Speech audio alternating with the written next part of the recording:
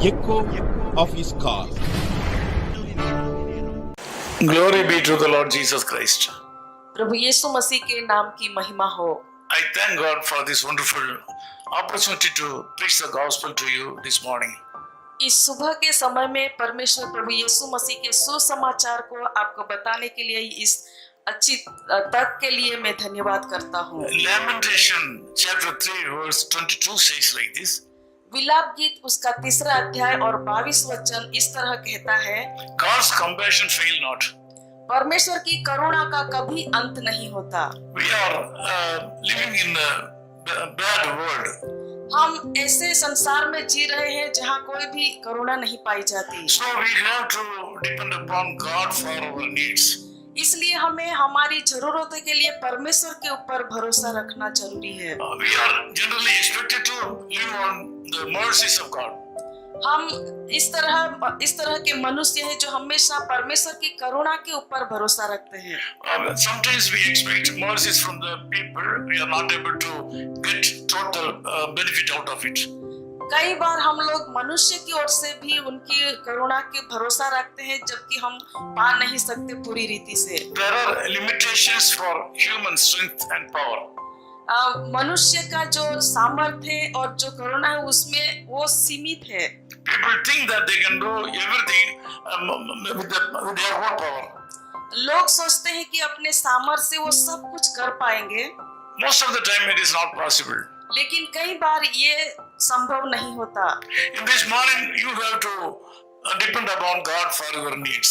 इसलिए इस सुबह के समय में हमें आपके जरूरतों के लिए परमेश्वर के ऊपर भरोसा रखना चाहिए। You have been believing people for your needs.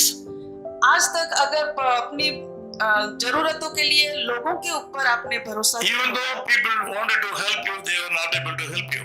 अगर वो आपको मदद करना भी चाहे तो भी कर नहीं पाते। This morning, I would like to tell you that you have to depend upon God for your needs. इसलिए इस सुबह के समय में आपको बताना चाहता हूँ कि आपकी जरूरतों के लिए परमेश्वर के ऊपर भरोसा रखें। You have to keep your strength upon the Lord. और आपके सामर्थ को परमेश्वर के ऊपर रखना जरूरी है। There is no end for God's love and mercy. परमेश्वर का प्रेम और उसकी करुणा का कोई अंत नहीं है। Bible says God's mercies are new every morning.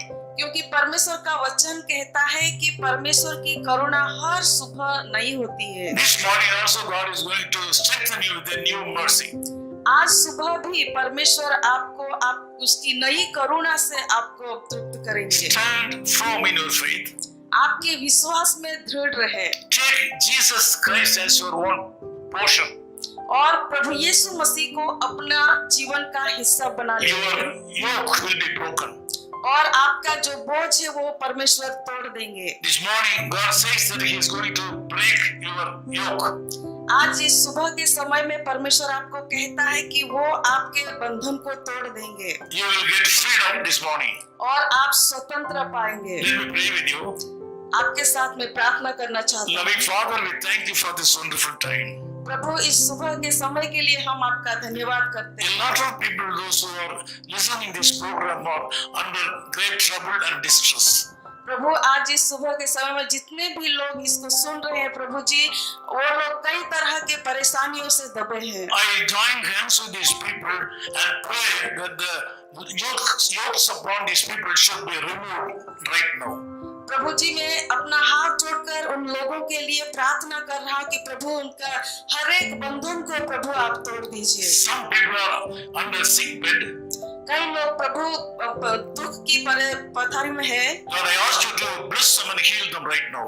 प्रभु मैं प्रार्थना करता हूँ कि आप उन्हें आशीर्वादित करें और चंगाई दीजिए। Some people are under financial problem and family problems. प्रभु कई लोग आर्थिक परिस्थिति और पारिवारिक परिस्थिति से गुजर रहे I हैं। pray that they should be relieved right now.